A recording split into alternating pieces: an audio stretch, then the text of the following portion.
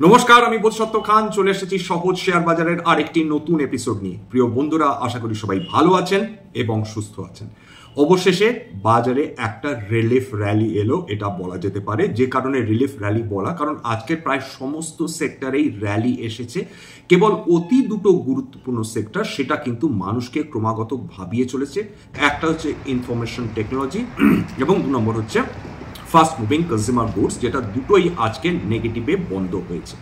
এছাড়া আমরা আলোচনা করব আজকে আদানি গ্রুপ যে স্টকসগুলো রয়েছে তাতে কেন উত্থান এলো, এইচসিএল টেকের রেজাল্ট নিয়ে কিছুটা আলোচনা হবে এবং আমেরিকাতে যে গতিতে তাদের শেয়ার বাজার এগোচ্ছে সেটা আদপে আমেরিকার পক্ষে ভালো কিনা কিংবা গোটা ওয়ার্ল্ড মার্কেটের পক্ষে ভালো কিনা সেটা নিয়েও আজকের আলোচনা হবে।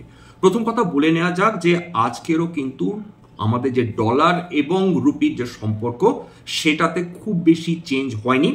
13 জানুয়ারি 86 টাকা 65 পয়সায় শেষ পর্যন্ত ট্রেডিং বন্ধ হয়েছিল।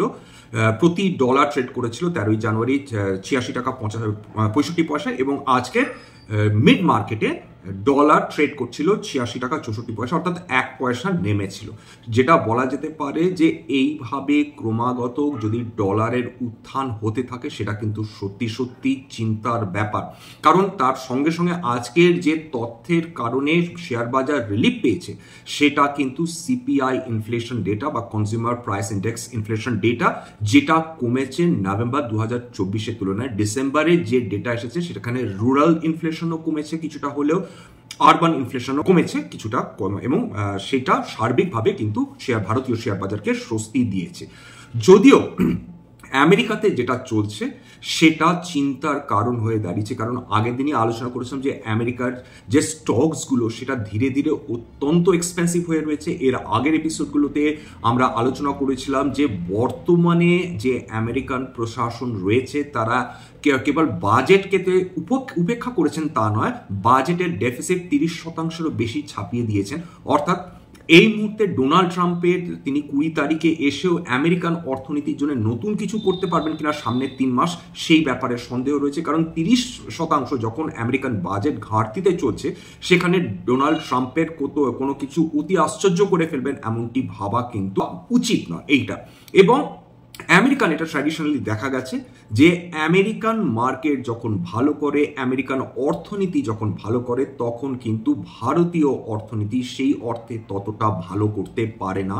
এবং সেটা আমরা ডেফিনেটলি দেখতে পেয়েছি সেপ্টেম্বর মাস থেকে এফআইআইসরা যে হারে তারা শেয়ার্স বিক্রি করেছেন এবং সেই টাকা নিয়ে আমেরিকাতে গিয়ে বিনিয়োগ করেছেন, তাতে কিন্তু বোঝা যাচ্ছে যে আমেরিকান অর্থনীতি ভালো করতে শুরু করলে, আমেরিকান শেয়ার মার্কেট ভালো করতে শুরু করলে এফআইআইসরা তাদের টাকা তুলে নিয়ে যেতে শুরু করবে। তবে এই যে ডলারের ক্রমাগত পতন চলেছে এইটা আগেই বলেছিলাম, যতদিন আমরা কারেন্ট অ্যাকাউন্ট সারপ্লাস দেশ হয়ে উঠব না ততদিন ডলারের উত্থান আমাদের দেশের জন্য অতি বিপজ্জনক। যেদিন আমরা নিয়মিত হারে কারেন্ট অ্যাকাউন্ট সারপ্লাস আমরা হয়ে উঠবো আমাদের দেশ, সেই ক্ষেত্রে কিন্তু তখন থেকে ডলার যতই অ্যাপ্রিসিয়েট করুক তত আমাদের দেশের জন্য উপকারী হবে। যে কারণে আইটি এবং ফার্মা সেক্টরে আমরা গত কয়েক মাসে বেশ কিছুটা উত্থান দেখেছি। তার পেছনে অন্যতম কারণ হচ্ছে আইটি সেক্টর এবং ফার্মা সেক্টর প্রাইমারি কিন্তু এক্সপোর্ট ওরিয়েন্টেড সেক্টর, অর্থাৎ এরা রপ্তানি করে এবং বিপুল পরিমাণ রপ্তানি করে থাকে। ইউরোপ বলুন, ল্যাটিন আমেরিকা বলুন, তারপর আমেরিকা বলুন। সুতরাং ডলার শক্তিশালী হলে আইটি ইনফরমেশন টেকনোলজি কোম্পানিগুলোর ক্ষেত্রে প্রফিটেবিলিটি বাড়ার সম্ভাবনা অনেক বেশি বৃদ্ধি পায়। একই কথা খাটে কিন্তু ফার্মা সেক্টরের ক্ষেত্রেও। কিন্তু যে কোম্পানিগুলো প্রাইমারিলি আমদানি করে থাকে বিশেষ করে বিদেশ থেকে, সেই কোম্পানিগুলোর ক্ষেত্রে কিন্তু হিউজ ফরেক্স লস হওয়ার সম্ভাবনাটাই বেশি। সুতরাং আমাদের এটা মাথায় রাখতে হবে যে আমরা কারেন্ট অ্যাকাউন্ট ডেফিসিট হওয়ার ফলে ডলারের অতি বেশি উত্থান আমাদের দেশের পক্ষে ক্ষতিকারক, কিন্তু তার সঙ্গে একটা ডলারের অতি বেশি উত্থান কিন্তু একটা পিরিয়ড অফ টাইমের পর ভারতকে সাহায্য করতে শুরু করবে। এটা কিন্তু প্যারাডক্সিক্যাল হলেও সত্যি। কিরকম? যে যত বেশি ডলার শক্তিশালী হবে টাকার তুলনায়, একটা পিরিয়ড অফ টাইমে যে এফআইআইসরা এখনো অবধি ভারতবর্ষে ইনভেস্টমেন্ট শুরু করেনি বা অপেক্ষা করছেন, তারা দেখতে পাবেন যে ভারতীয় শেয়ার বাজারে অলরেডি একটা কারেকশনের মধ্যে দিয়ে চলছে। প্রায় 10 থেকে 11% নিফটি এবং সেন্সেক্সে কারেকশন এসছে। ব্রডার মার্কেটে ভালো ভালো কোয়ালিটির শেয়ার 30, 40, 50% অবধি কারেকশন চলে এসেছে এবং ডলার ক্রমাগত শক্তিশালী হওয়ার ফলে তারা যখন এখানে এসে ডলার দিয়ে তারা ভারতীয় শেয়ার বাজারে ইনভেস্ট করবেন, অর্থাৎ ডলার ব্যাংকে দেবেন, সেই ব্যাংক থেকে তারা টাকা নেবেন, টাকাটা তারা ভারতীয় শেয়ার বাজারে ব্যবহার করবেন শেয়ার কেনার জন্য, সেক্ষেত্রে তারা অনেক বেশি প্রফিটে তারা কিন্তু অনেক বেশি টাকা দিয়ে তারা বিভিন্ন ধরনের শেয়ার কিনতে থাকবেন বা শেয়ার কিনতে পারবেন। মানে ডলার বেশি শক্তিশালী হওয়া যে এফআইআইসরা এখন ইনভেস্ট করেনি তাদের জন্য অত্যন্ত মঙ্গলজনক। সুতরাং একটা পিরিয়ড অফ টাইমের পর এফআইআইসরা ফিরে আসতে বাধ্য। তার কারণটা তারা বিলক্ষণ জানেন যে আমেরিকা অতিশয় মানে তাদের বাজার অতিশয় চড়া হয়ে উঠছে, বিভিন্ন শেয়ারের দাম চড়া হয়ে উঠছে, এটা বেশি দিন সাস্টেন করতে পারবে কিনা সেটা নিয়েও তাদের মনে প্রশ্ন অবশ্যই এতদিনে উঠে এসছে বা উঠে আসবে। সুতরাং তারা প্রফিট যদি আমেরিকান মার্কেটে বুক করেন সেক্ষেত্রে one of the best destinations অবশ্যই ভারতবর্ষ, কারণ ভারতবর্ষ একটা ডেভেলপিং দেশ এবং ইউজুয়ালি যে দেশগুলো ডেভেলপিং তাদের যে শেয়ার মার্কেটস হয় সেখানে কিন্তু শেয়ার প্রাইসে অ্যাপ্রিসিয়েশন অনেক বেশি আসে, তাদের কিন্তু ওয়েলথ ক্রিয়েট করার পসিবিলিটি অনেক বেশি হয়ে যায়। সুতরাং তারা যদি একটা পিরিয়ড অফ টাইমে দেখেন যে ডলার অতি শক্তিশালী হয়ে উঠেছেন, তারা ডেফিনেটলি ফিরে আসতে বাধ্য, ভারতীয় শেয়ার বাজারে ইনভেস্ট করতে বাধ্য। আর হয়তো খুব বেশি দিন এমন নয় যেখান থেকে এফআইআইসরা আবার ভারতবর্ষে আসা শুরু করবেন এবং বিপুল পরিমাণ অর্থ তারা ভারতীয় শেয়ার বাজারে বিনিয়োগ করার জায়গায় থাকবেন, যেটা খুব স্বাভাবিকভাবে একটা পজিটিভ এফেক্ট ডেফিনেটলি ভারতবর্ষের মার্কেটগুলোর ওপর এতদিন হয়ে এসেছে। বলা চলে যে এফআইআইসরা যখনই টাকা ইনভেস্ট করতে শুরু করেছেন বিপুল পরিমাণ, তখনই কিন্তু ভারতীয় শেয়ার বাজার তারা একটা মোমেন্টাম নিয়েছে, তারা কিন্তু ক্রমাগত এগিয়ে চলেছে। এছাড়া বিভিন্ন যারা বিশেষজ্ঞ রয়েছেন, সম্প্রতিকালে সন্দীপ ট্যান্ডন কোয়ান্ট মিউচুয়াল ফান্ডের তিনি অবময় কর্তা, তিনি বলেছেন যে একটা প্রি বাজেট বা একটা পোস্ট বাজেট র্যালি দেখার সম্ভাবনা রয়েছে। তার কারণ তিনি এটাও বলছেন যে এটা ঘটনা যে কারেকশনটা হয়েছে ভারতীয় শেয়ার বাজারে বিভিন্ন সেক্টরস আকর্ষণীয় হয়ে উঠেছে এবং বেশ কিছু কোম্পানিজ যারা হেটেড কোম্পানিজ বা হেটেড সেক্টর ছিল, মানে মানুষ যাদের মোটেই পছন্দ করতো না, এইবার হয়তো সময় এসেছে সেই হেটেড সেক্টরসগুলো প্রতি নজর ফিরিয়ে আনার। এবং তার সঙ্গে এটাও বলেছেন যে এটা ঘটনা যে শর্ট পিরিয়ড অফ টাইমে যে সেক্টরসগুলো অলরেডি র্যালি করে ফেলেছে সেটা কত বেশি র্যালি করবে সে ব্যাপারে তার সন্দেহ রয়েছে বটে, কিন্তু over a very long period of time যে সেক্টরসগুলো ভবিষ্যতের সেক্টর, যে সেক্টরগুলো ডিকেডাল সেক্টরস, সেগুলোতে এখনো কিন্তু ডিকেডাল অপরচুনিটিস থাকবে, কিন্তু শর্ট পিরিয়ড অফ টাইমের ব্যাপারে তিনি সন্দিহান, কিন্তু over a long period of টাইমের ব্যাপারে কিন্তু তার একটা বুলিশ মনোভাব অলরেডি তৈরি হয়ে রয়েছে। এবার চলে আসি হচ্ছে যে দেখুন আজকের মার্কেটে আমরা একটা রিলিফ র্যালি অবশ্যই দেখেছি, কিন্তু খেয়াল করে দেখুন তো ইনফরমেশন টেকনোলজি সেক্টরে পতন এসেছে, বিভিন্ন কোম্পানিজ, এফএমসিজি সেক্টরে পতন এসেছে, তবে আদানি গ্রুপ অফ শেয়ারসগুলোতে কিন্তু দুর্দান্ত উত্থান এসেছে। সেটা আসুন বোঝার চেষ্টা করি। প্রথম কথা, আজকের এইচসিএল টেকের রেজাল্ট এসেছে এবং সেটা বিনিয়োগকারীদের পছন্দ হয়নি, অথচ আপনারা যদি কোয়ার্টারলি রেজাল্টস দেখেন গত 13টা কোয়ার্টারের মধ্যে সেরা রেজাল্টস করেছে কিন্তু এইচসিএল টেক, কিন্তু বিনিয়োগকারীদের মনের মধ্যে হতাশা কেন জেগেছে? তার কারণ এইচসিএল টেক যে ফরওয়ার্ড লুকিং গাইডেন্সটা দিয়েছে সামনের, সেইটা কিন্তু খুব একটা সুখকর নয়। তারা ভীষণ কশাস, তাদের যে গ্রোথ ট্র্যাজেক্টরি সেটা মারাত্মকভাবে বৃদ্ধি পাবে এমন আশা তারা করছেন না। তারা বলছেন তারা মডারেট তাদের এক্সপেকটেশনস রয়েছে ইন টার্ম অফ গ্রোথ, মানে সেটা রেভিনিউ গ্রোথ বলুন বা প্রফিট গ্রোথ বলুন বা বিজনেস এক্সপ্যানশন বলুন। এর ফলে কিন্তু বিনিয়োগকারীদের সেটা পছন্দ হয়নি, তারা কিন্তু স্টকটাতে বিক্রি করেছেন, এতটাই বিক্রি করেছেন যে প্রায় 9% কাছাকাছি আজকে এইচসিএল টেক পতন দেখেছে। এছাড়া তাদের একটা বড় অর্ডার কমপ্লিশন হয়েছে, নতুন অর্ডারগুলোর মধ্যে কিছু অর্ডারে তারা মডারেশন দেখেছেন এবং সার্বিকভাবে বিনিয়োগকারীদের মধ্যে একটা প্রশ্ন জেগেছে সত্যি এইচসিএল টেক যে প্রফিটটা করেছে সেটা কন্টিনিউ করতে পারবেন কিনা, মানে যে প্রফিট যে সিএজিআর তার প্রফিটে দেখাতে পেরেছেন সেটা ভবিষ্যতে কন্টিনিউ করবে কিনা।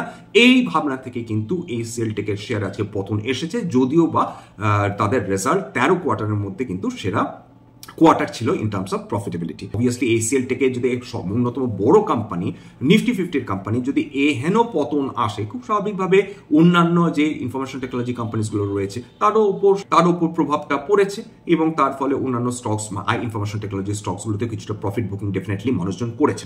এফএমসিজি স্টকসগুলোতে পতনের অন্যতম কারণ যেটা দাঁড়াচ্ছে যে এখনো কিন্তু এই স্টকসগুলোতে বা এই কোম্পানিজগুলোতে এমন কোনো ইন্ডিকেশন নেই যে কাস্টমার্সরা আবার ফিরে এসছেন কনজামশন আবার বৃদ্ধি হচ্ছে। যতক্ষণ না কনজামশন বৃদ্ধি হচ্ছে, যতক্ষণ না কনজামশন বৃদ্ধি করার উপায় বের করছেন সরকার, যতক্ষণ না কনজিউমার্সদের উৎসাহ দিচ্ছেন টাকা খরচ করার ব্যাপারে, বা তাদের পক্ষে এমন কিছু তারা বাজেটারি অ্যালোকেশনস করছেন বা কিছু ট্যাক্স সব দিচ্ছেন, ততক্ষণ যে কনজিউমার্সরা অতি দ্রুত ফিরে আসবেন কনজামশন করতে এমনটা নাও হতে পারে। বিভিন্ন স্টকস, কি গোদরেজ কনজিউমার বলুন, কি টাটা কনজিউমার প্রোডাক্টস বলুন, কি ব্রিটানিয়া, নেসলে, সমস্ত স্টকে আজকের কিন্তু আমরা পতন দেখেছি। আদানি গ্রুপগুলোতে কেন উন্মাদনা আসে আর কেন হতাশা আসে সেটা সম্ভবত আদানি গ্রুপের বড় বড় কর্মকর্তারাও বলতে পারবে না, এটা হচ্ছে সত্যি ঘটনা। আজকের যে এই র্যালিটা হলো, আদানি পাওয়ার দেখুন, খেয়াল করে দেখুন, প্রায় 20%, মানে 20%-র কাছাকাছি র্যালি করেছে। ACC 4.67%, Adani Energy Solutions 12.16%, Adani Enterprises Nifty 50-র অংশ 7.02% বৃদ্ধি পেয়েছে, Adani Green Energy 13.25%, Adani Ports এবং and SEZ 4.96%, Adani Total Gas 6.37%, Adani Wilmar, Adani যেহেতু বেরিয়ে আসছে এটা নিয়ে খুব একটা কথা বলার সমান, অম্বুজা সিমেন্টস 4.69%। এখানে মজার ব্যাপার হচ্ছে যে ট্রাম্প ফিরে আসছেন, সুতরাং আদানি গ্রুপ একটা বেনিফিট পেতে পারে ট্রাম্পের জন্য, এবং আদানি গ্রুপের পক্ষে বাজার থেকে টাকা তোলা সহজতর হতে পারে। এই যে কথাটি বাজারে ছড়িয়েছে, তার ফলে আজকের বিপুল উত্থান চলে এসেছে বিভিন্ন আদানি গ্রুপের স্টকসে। এবং আদানি এর আগেও তারা প্রমিস করেছেন রিনিউয়েবল এনার্জি সেক্টরে তারা বহু বিলিয়ন ডলার্স আমেরিকাতে তারা বিনিয়োগ করতে চান। সুতরাং সেই ক্ষেত্রেও, সেই সংবাদটাতেও ফলেও মানুষ উৎসাহিত হয়ে উঠেছিলেন, এখনো মানুষ উৎসাহিত হয়ে উঠেছেন। তবে এই উৎসাহ কতদিন সাস্টেন করবে, আদানি গ্রুপের শেয়ারগুলো কালকেরও এগোবে কিনা, কি তাতে কারেকশন আসবে, আমরা কেউ জানি না। এইটুকুনি বুঝতে পারছি যে কেবলমাত্র নিউজ ফ্লোর ওপর বেস করে, কোনো ফান্ডামেন্টাল ওপর ভিত্তি না করে, কোনো কংক্রিট নিউজের ওপর ভিত্তি না করে যদি এই ধরনের স্টকস যদি এইভাবে দৌড়ায়, তাহলে কিন্তু বিনিয়োগকারীদের জন্য বোঝা ডেফিনেটলি খুব ডিফিকাল্ট হয়ে পড়ে যে এই স্টকসগুলো কেন দৌড়াচ্ছে বা কেন পতন ঘটছে। যাই হোক, এরপরে চলে আসি হচ্ছে যে সিপিআই ইনফ্লেশন কমেছে। এর আগে বহু বার বিভিন্ন এপিসোডসগুলোতে আমরা আলোচনা করেছিলাম যে দেখুন, ইউজুয়ালি ট্র্যাডিশনালি নভেম্বর, ডিসেম্বর, জানুয়ারি এই সময় অতিবৃষ্টি বা খরা হওয়ার সম্ভাবনা থাকে না, সবজির ফলন ভালো হয়, ইউজুয়ালি ফুড ইনফ্লেশন কমে যাওয়ার সম্ভাবনা থাকে বা তৈরি হয় প্রত্যেকবারই, এটা নতুন কোনো ঘটনা না। সেটারই একটা মোটামুটি ট্রেন্ড ধরে আমরা দেখেছি নভেম্বরে যা ইনফ্লেশন ছিল সেটার তুলনায় ডিসেম্বরে ইনফ্লেশন কিন্তু কমেছে, সিপিআই ইনফ্লেশন কমেছে। এবং সিপিআই ইনফ্লেশন কমার কোথায় কমেছে, যেমন রুরাল সেক্টরে আলাদা আলাদা করে ভাগ করি, সার্বিকভাবে সিপিআই ইনফ্লেশন সার্বিকভাবে রুরাল এবং আরবান দুটো ধরেই দাঁড়িয়েছে। ডিসেম্বরের যে সিপিআই ইনফ্লেশন সেটা 5.22%, নভেম্বরে সেটা ছিল 5.48%। এবার রুরাল সেক্টরে দেখি, রুরাল সেক্টরে 5.95%, নভেম্বরে তাদের ইনফ্লেশন ছিল, সেটা ডিসেম্বরে কমে দাঁড়িয়েছে 5.76%। এবার তবে বেশি কমেছে কিন্তু আরবান সেক্টরে ইনফ্লেশনটা বেশি কমেছে, 4.89% ছিল নভেম্বর 2024-এ, ডিসেম্বর 2024-এ সেটা কমে দাঁড়িয়েছে 4.58%। অর্থাৎ সিপিআই ইনফ্লেশন কিছুটা হলেও রিলিফ দিয়েছে, কিন্তু এমন কিছু ইনফ্লেশন কমেনি যার ফলে আমাদের মানে আনন্দে উদ্বেলিত হতে হবে, কিন্তু কমেছে, এটা একটা স্বস্তির কারণ, এটা আমাদের পক্ষে ভালো। তবে ক্রুড অয়েল সেরকম কিন্তু খুব একটা কিছু চেঞ্জেস আসেনি, মাত্র কয়েকদিনে প্রায় মোটামুটি 6,000 টাকার নিচে ছিল ক্রুড অয়েল প্রতি ব্যারেল, সেখান থেকে এক লাফে সেটা বৃদ্ধি পেয়ে দাঁড়িয়েছে 6,852 টাকা প্রতি ব্যারেল। ক্রুড অয়েল $80 উপর ট্রেড করছিল কালকে ব্রেন্ট ক্রুড, এটা বিশেষজ্ঞরা মনে করছে যে $85 প্রতি ব্যারেলও এটা ছুঁয়ে যেতে পারে।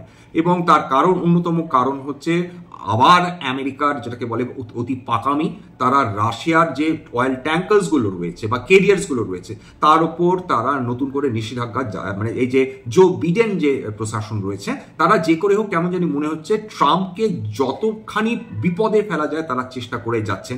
আমেরিকা খুব স্বাভাবিকভাবে সম্পর্কগুলো কেবল ট্রাম্পই নষ্ট করছেন না, বিডেনও নষ্ট করে যাচ্ছেন। এবার হঠাৎ করে রাশিয়ার উপর এই নিষেধাজ্ঞা জারি করেছে, কারা বিপদে পড়বে? ভারত এবং চায়নার মতন দেশ, কারণ ভারত এবং চায়নায় কিন্তু সবচেয়ে বেশি রাশিয়ার তেল আমদানি করছিলেন গত 2-3 বছর ধরে, সেটাও জো বিডেনের চক্ষুশুলকির আমরা জানি না। অর্থাৎ ভারতবর্ষের যদি রাশিয়ার সঙ্গে সম্পর্ক ভালো হয় সেটা আমেরিকার চিরকালই চক্ষুশুল ছিল, এখনো থাকবে। কিন্তু আমাদের সৌভাগ্য হচ্ছে আমরা রাশিয়া থেকে অনেক সস্তায় অনেকটা ডিসকাউন্টে আমরা উরাল গ্রেড তেল আনতে পেরেছি, সেটা আমাদের ভারতের অর্থনীতির পক্ষে খুব ভালোই হয়েছে। তবে যেভাবে যদি আমেরিকার নিষেধাজ্ঞা জারিও করে, তার বাইপাস করার হাজারো জায়গা রয়েছে, হাজারো উপায় রয়েছে। সমস্ত ইউরোপিয়ান দেশ তেল এবং গ্যাসের জন্য সম্পূর্ণভাবে রাশিয়ার উপর নির্ভরশীল, সুতরাং তারাও চোরাগুপ্তা উপায়ে তারাও রাশিয়ার কাছ থেকে তারা তেল এবং গ্যাস তারা ক্রমাগত নিয়ে চলেছেন। সুতরাং এবার তারা যেটা চিরকাল করে থাকেন ইউরোপিয়ান দেশগুলো এবং আমেরিকা, যে তাদের একমাত্র সফট টার্গেট হচ্ছে ভারতবর্ষের থেকে এর দিকে আঙুল তোলো। ভারতবর্ষকে আগের বার নিষেধাজ্ঞা জারি করা হয়েছিল, তোমরা ইরানের কাছ থেকে কেন তেল নিচ্ছ, তোমরা ইরানের কাছ থেকে কেন গ্যাস নিচ্ছ, তোমরা ইরানের সঙ্গে কেন বন্ধুত্ব রাখছো? আরে বাবা, ইরান চিরকালই ভারতবর্ষের বন্ধু দেশ। সুতরাং ভারতবর্ষ তোমাদের সঙ্গে মানে অর্থাৎ আমেরিকার কথা বলছি, আমেরিকার সঙ্গে ইরানের শত্রুতার জন্য ভারতবর্ষ কেন ভুক্তভোগী হবে? ভারতবর্ষ ইরানেও তারা বিপুল পরিমাণ অর্থ ইনভেস্ট করেছেন, ইরানের কাছ থেকেও তারা তেল এবং গ্যাস নিচ্ছেন, এবং ইরানের কাছ থেকে আমেরিকা যতই চোখ রাঙা, ইরানের কাছ থেকে ভারতবর্ষ তারা তেল নেবে, গ্যাসও নেবে, ঠিক যেভাবে রাশিয়ার কাছ থেকে তারা তেল এবং গ্যাস নিচ্ছেন সেটাও তারা কন্টিনিউ করে যাবেন। সুতরাং আমেরিকার চোখ রাঙানি যতই চোখ রাঙান, তারা বিলক্ষণ জানেন যে চায়নার সঙ্গে যদি সত্যি বিরোধিতা করতে হয়, সেক্ষেত্রে ভারতবর্ষ ছাড়া উপায় নেই। কোয়াডস এর গুরুত্ব রয়েছে, কোয়াডের একটি অত্যন্ত গুরুত্বপূর্ণ অংশ ভারতবর্ষ, তার মধ্যে অস্ট্রেলিয়া রয়েছে, ফিলিপিন্স রয়েছে। সুতরাং তারা কেবলমাত্র ভারতকে চোখ রাঙিয়ে তারা ভারতবর্ষের রাশিয়া থেকে তেল আনানো বন্ধ করতে পারবে বা ইরান থেকে তেল গ্যাস আনানো বন্ধ করতে পারবে এমন সম্ভাবনা কম। হ্যাঁ, ওপর দেখাতে পারে ভারতবর্ষ যে আমি ইরান থেকে তেল নিচ্ছি না, কিন্তু ভারতবর্ষ ঠিকই ইরান থেকে তেল নেবে, গ্যাস নেবে, রাশিয়ার কাছ থেকেও তেল নিয়ে আসবে। তবে হ্যাঁ, ভারতবর্ষকে অন্যান্য সম্পর্ক রাখার জন্য, যেটাকে বলে পলিটিক্যাল যে সম্পর্ক থাকে, বিভিন্ন আন্তর্জাতিক যে ইন্টারন্যাশনাল রিলেশন, সেটা মেনটেন করার জন্য মধ্যপ্রাচ্য থেকেও তেল নিতে হবে, আমেরিকার কাছ থেকেও তেল নিতে হবে খুব স্বাভাবিকভাবে। যেমন রিলায়েন্স ইন্ডাস্ট্রিজ সৌদি আরবের অ্যারামকোর সঙ্গে ডিল করেছিল, মনে করুন সেই কোভিড মহামারীর সময়, তখন কিন্তু রিলায়েন্স বহু বছরের জন্য $30 প্রতি ব্যারেল তারা চুক্তি করেছিল সৌদি আরামকোর সঙ্গে যে তারা তেল কিনবেন, এবং তার বেনিফিট রিলায়েন্স ইন্ডাস্ট্রিজ পেয়েছে বহু বছর। এটা হচ্ছে ঘটনা। এবার চলে আসি FII-DI ডেটা। FII-DI ডেটার ক্ষেত্রে যদি দেখেন, সেক্ষেত্রে যে FIIsরা এখনো অবধি, মানে গতকাল অবধি 13 জানুয়ারি অবধি 26,250 কোটি টাকার মোটামুটি যেটা নেট সেলস তারা করেছে, অর্থাৎ তারা কিনেওছে বিক্রিও করেছে, কিন্তু অধিকাংশই বিক্রি হয়েছে। 26,250 কোটি টাকার শেয়ার তারা বিক্রি করে গেছেন। কিন্তু এখানে কারা মেকআপ দিয়েছে? এখানে মেকআপ দিয়েছে DII। তারা 32,281.96 কোটি টাকার তারা শেয়ার কিনেছেন, অর্থাৎ FIIsদের থেকে প্রায় 6,000 কোটি টাকার বেশি শেয়ার তারা কিনে নিয়েছেন। সেই কারণেই আমরা যেটা দেখতে পেয়েছি, শেয়ার বাজার যতখানি পতন হতে পারত ততখানি পতন কিন্তু হয়নি। এবার নিফটি FMCG দেখুন, যে নিফটি FMCG গত কয়েক মাস ধরে দারুণভাবে তারা কারেকশন দেখেছে। কেবলমাত্র গত 3 মাসে নিফটি FMCG ইন্ডেক্স 10.79% উপর পতন দেখেছে। এটা মোটেই মামুলি কথা না। Best of the best stocks আমরা পতন দেখেছি, এবং কি আপনার হিন্দুস্তান ইউনিলিভার বলুন, কি নেসলে বলুন, কি মানে অন্যান্য ITC বলুন, সমস্ত স্টকসে কিছু না কিছু করে কিন্তু পতন আমরা ডেফিনেটলি দেখেছি। তবে যদি রুরাল কনজাম্পশন ইমপ্রুভ করে, যদি আরবানার কনজাম্পশন ইমপ্রুভ করে, সেক্ষেত্রে FMCG স্টকসগুলো দ্রুত ফিরে আসার সম্ভাবনা অবশ্যই তৈরি হবে।